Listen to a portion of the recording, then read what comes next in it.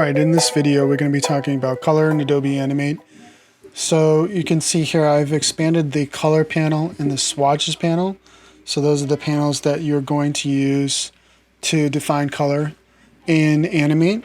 And you'll notice that in the toolbox we have a fill color and we have a stroke color. So that's very similar to what you see in programs like Adobe Photoshop and Adobe Illustrator. If I click this button, it'll default to white as the fill color and black as the stroke. And you can also switch by clicking this button. There are keyboard shortcuts for these as well. When you're creating objects, initially they will be created with a fill and a stroke, but you can control that by double clicking on these options and choosing this no symbol so that it will have, in this case, no stroke, no fill, or no stroke. So we're going to take a look at some of the color options inside of Adobe Animate. So the color panel is set up with this big color field. We also have a light and dark field as well. And we have HSB values, hue, saturation, and brightness, and then RGB values, and then we have a hex value. So for example, if I type in a hex value and then hit tab, it'll go to that particular area. What I'm not fond about is the choices of colors that we have here. Also, the swatches panel, swatches panel is limited to a certain color panel, just default options that come with this, and it's limited. And the reason for that is to make the file sizes smaller. So flash files get compressed, and to make them smaller, they encourage using fewer colors. So this looks like a very limited palette, and compared to what you might have inside of Photoshop.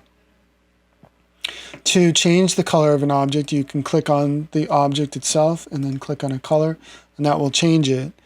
To change the stroke color, you need to double click on the stroke, and then you can change the stroke color. If I change this to red, let's say, so that way it stands out. The stroke weight is controlled by a different setting. So if I double click on this, and you can see in the properties panel that the fill and stroke colors are here, and here's the stroke size, so you can increase or decrease that in this location. Okay. In addition to changing the colors, you can also change the style of color that's being applied. These are all solid colors, but in addition to that, we have gradients, we have radial gradients, and then we have something called a bitmap fill. So if we take a look at this, this is a gradient, and you can see there's a gradient bar here with only two color stops on it right now, a black color stop here and a white color stop here. So to change the colors of the color stop, you can double click on it and then adjust the color, and nothing's happening. Well, actually, yeah, so it's working right now, so you can get some wild results here. To add color stops, you can use this little plus symbol to add a color stop, to add variation, and maybe I want to do something like this. And you'll notice that there's a lot of banding in the gradients that are in Adobe Animate, and that's because, again, it's being compressed. There's just a finite amount of memory that we have to work with. But there is a gradient tool. So if I click on this gradient, here's the gradient tool, and now the gradient tool shows me its center point. It shows me this rotation handle, and it shows me this scale handle. So I can scale out the gradient to make it a little bit more smooth, and you can also rotate the gradient if you wanted to, and if you wanted to change where it's centered on, you can click and drag this point to change that as well. And I'll just drag this out a little further. There you go. Then the same would hold true for this. There's a radial gradient. This gives me the center point. I can change and adjust where that center point is. This will scale it. This will rotate. Actually, this will scale it. This is just changing the size, and this will do the rotation. So those are gradients. You'll see that there are some gradient swatches available here, and there are color swatches here. And you can add swatches. There's a large add to swatches button. There's a couple different ways. So if I wanted to add this gradient, I would click on it, and then I can click add to swatches, and that shows up in the swatches panel. If I wanted to add this solid color, I can click on that, and again click on add to swatches, and it'll add that. The last thing one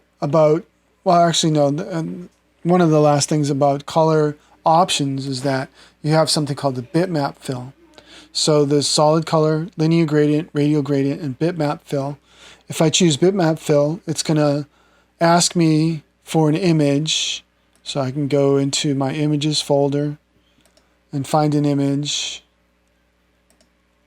And then if I click open, it'll actually apply that image to the graphic itself, and that will be the fill color.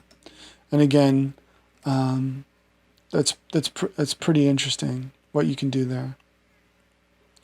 Okay, so in addition to all these color choices and options, we do have something new that's been introduced a couple of revs before this one, which is CC Libraries, and that's Creative Cloud. So if I go to Window to CC Libraries, here I have, these are my own color options for company that I work for. So if I click on an image, one of these boxes, I can click on a color and it'll apply that color, which is really nice because you can keep your colors. And if you have a color library that you use often, you can save them to CC Libraries, and that will be a great place for you to store your stuff. I don't see an option to save CC Libraries here. There is an option to load colors. So if you wanted to add colors, you could load colors that you've downloaded. And the color formats are CLR, ACT, and GIF. So you can load different color palettes based on these file types. So that's a bit about working with color in Adobe Animate.